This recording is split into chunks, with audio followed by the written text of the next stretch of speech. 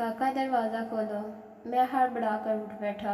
बुढ़ापे के सबब एक तो नज़र कम आता था तो वक्त का पता न चल सका, मगर तरीकी बता रही थी कि अभी सवेरा नहीं हुआ था।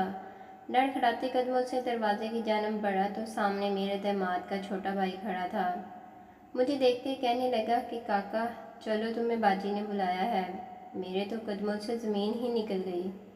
पता नहीं अब मेरी बेटी ने क्या कसूर कर डाला जिसके सबब रात के इस पहर मुझे बुलाया जा रहा था। शादी को 4 साल हो गए थे।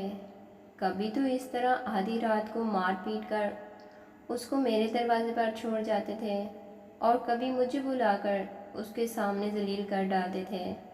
मैंने पैर में जूती पहनी और जलील होने के लिए उसके साथ रवाना हो गया। शायद बेटी का बाप होना जिल्लत ही की बात है।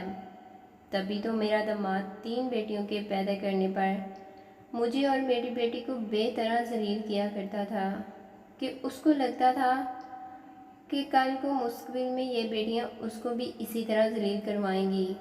जब बेटी के घर में दाखिल हुआ तो मेरा दामाद मुझे हाथ से पकड़कर अपने कमरे में ले गया, जहां पलंग पर मेरी बेटी अपनी तीनों बेटियों के साथ सुकून से सो रही थी।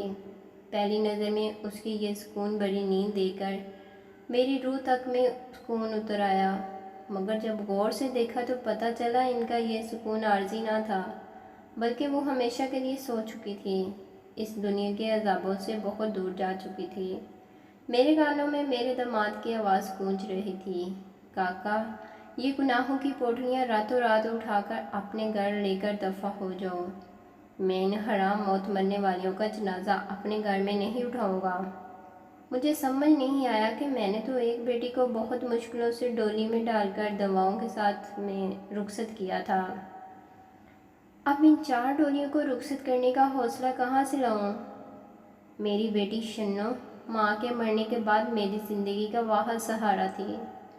उसको पढ़ने का बहुत शौक़ था, हर जमात में अव्वल पोजीशन लेती थी, मगर जब 10वीं पास की तो मुझे ज़माने ने डरा डाला कि मैं अब जवान बेटी को नहीं संभाल पाऊँगा। इसलिए उसके रोने की परवाह ना करते हुए उसका हाथ अपने एक जानने वाले के बेटे के हाथ में थमा दिया। शादी के 3 सालों में 3 बेटियों की पैदाइश में मेरी बेटी को वक्त से पहले बड़ा कर दिया। उस पर हर वक्त की लानत, मलामत और मार पीट ने मेरी शन्नों को बहुत दूर कर दिया।